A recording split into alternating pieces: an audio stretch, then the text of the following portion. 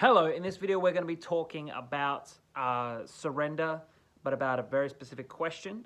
Someone has anonymously, or at least I'm choosing to take it as anonymous, a question about surrender, about this person's personal situation to do with a special needs daughter, and how from the surrender perspective it might help. So if you are new to my videos, if you are new to surrender, what is surrender? Surrender is the process, the basically simple to learn, sometimes hard to master process of surrendering to your feelings, to recognize what's going on underneath and to surrender to feeling those feelings so that they can run their course, that they can ultimately pass, and ultimately we let them go and we develop an expanded awareness towards the situation. It's emotional healing.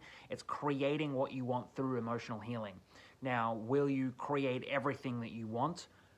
You know what the truth is, more often than not, sometimes yes, sometimes no. The reason why I say yes is because in most situations, things happen very quickly once you've surrendered, once you've let go. In other situations, you might not get what you want, but you might get something far fucking better. So this is a perspective. This is a perspective to look at the world through a lens of healing, and it's one that's personally worked with me. It's the method I use when I'm working with people one-on-one, when I'm working as a life coach, relationship coach. So it's this process that will ultimately, if you surrender to surrendering, just experience for yourself. Like, listen to me, but try it for yourself. Anyway, so here's the question. Got it on my iPad. Hi Sharam, I've been watching your videos and blogs. Thank you. It's very nice to know. How do you surrender when things keep repeating? Now, there's more to this, but I want to go as the question goes. How do you surrender when things keep repeating? What are your reactions to the fact that they repeat? Do you feel stuck? Do you feel frustrated? Do you feel sad? Things generally keep reoccurring in our life at an emotional level because we ourselves have not gotten over that thing. It's like this. It's like, for example, as a parallel, you might see someone who's broken up with someone, right? They break up with someone only to date someone new and have the same problems. They themselves haven't evolved. They themselves haven't changed. It's like someone being frustrated at their job. They quit their job only to get into a similar situation in the new job. It's like some people, I say this very tongue-in-cheek, some people pre-coronavirus were stressed out about other things, and then coronavirus hit and they're fucking stressed out about coronavirus. It's the same stress translated. So how do you surrender when things keep repeating? Well, how do you feel about them repeating? They will, at an emotional level, keep repeating because we ourselves haven't surrendered to the fact, our feelings about it. So it's not the fact that they're repeating, it's our relationship to the repeating. So do you feel sad? Do you feel angry? Do you feel exhausted? These are all feelings to get through as well. For example, now here's the clincher. I have a special needs daughter that is 17 now. Every day I have a positive attitude. Great. Some days are good and some days are setbacks. So in this case, look, there is so much here, and I'm going to try and do my best in a 9-minute and 59-second video. But the truth is, it's like, obviously things are going to be tough. But what's more important than things being tough is how we respond to them.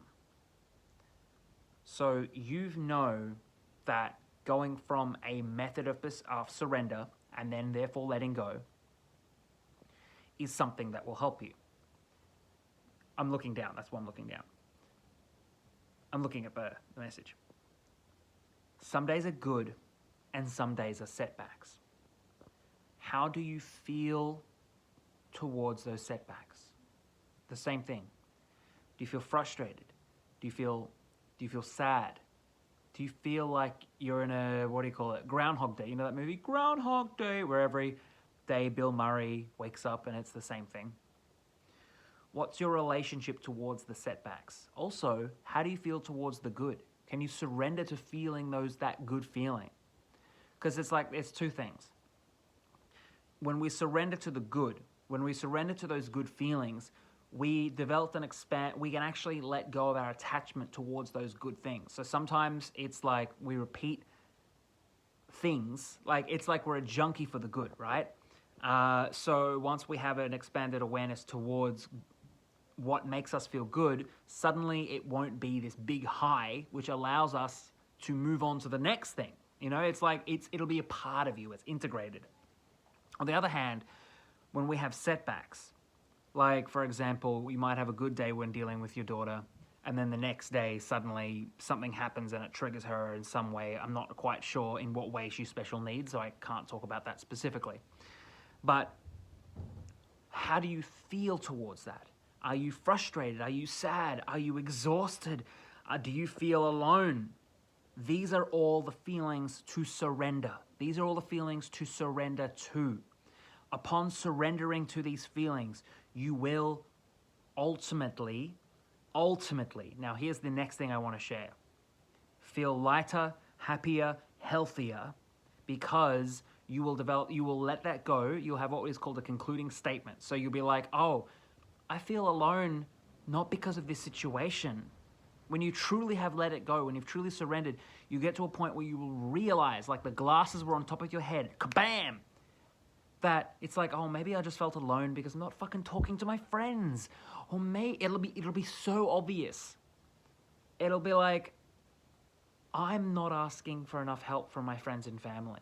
Or maybe my friends and family don't help me because I don't think that they should even try. Or maybe I feel like there are setbacks, but then you will eventually realize that every setback is a learning experience. So I can feel this now from even surrendering my response to this, is that one conclusion you might come to naturally is that in this life with your daughter, there are no setbacks. What you are seeing, what she is showing you, is a gap in the care. So like on a day where you have a setback, that's an opportunity to learn something new. That's actually an opportunity then to realize, hey, yesterday was good, what was different? Today was, this thing happened. So you actually develop a higher acumen. But we block it. Here's the reason why we surrender. We block that higher acumen. We block that higher way of understanding, that higher perspective, that expanded awareness from dealing with the lower emotions. Because we're like, oh, but I'm frustrated or I'm sad. It's like maybe you aren't. Once you develop that, you realize, oh, you're just frustrated because you're frustrated at being frustrated. And you're stressed at being stressed and you're sad at being sad. It's like, it's not the thing, it's how we feel about the thing that's important. Now the thing is, more often than not, we will be in a situation where we feel like things are repeating and things are stuck. And if you feel like you've surrendered to an emotion and it just keeps coming, it's not a way to numb yourself.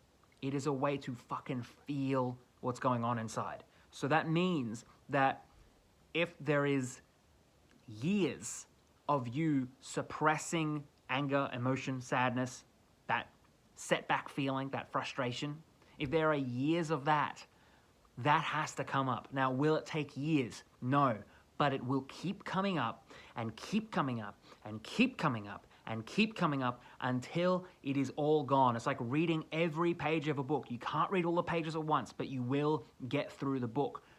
Every time you surrender, though, every time you feel frustrated and you surrender to feeling frustrated, every time you feel sad and you surrender to feeling sad, every time you feel set back and you surrender to feeling set back, always surrender to what is most prominent at that time.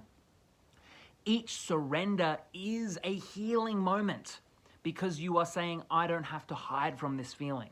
So every surrender is a healing moment. Trust in that, and also trust in the fact that as you do it, you turn each page, you are getting through it very slowly, but there is more of it. For me personally, it's a sense of worthlessness, it's a sense of not feeling loved, and it is feeling fucking fat. But that, every time I surrender personally, I get through it, and my relationship with all of those things elevate. We take off the pressure the little rubber ducky in our life can rise as soon as we stop holding it underwater. Thank you.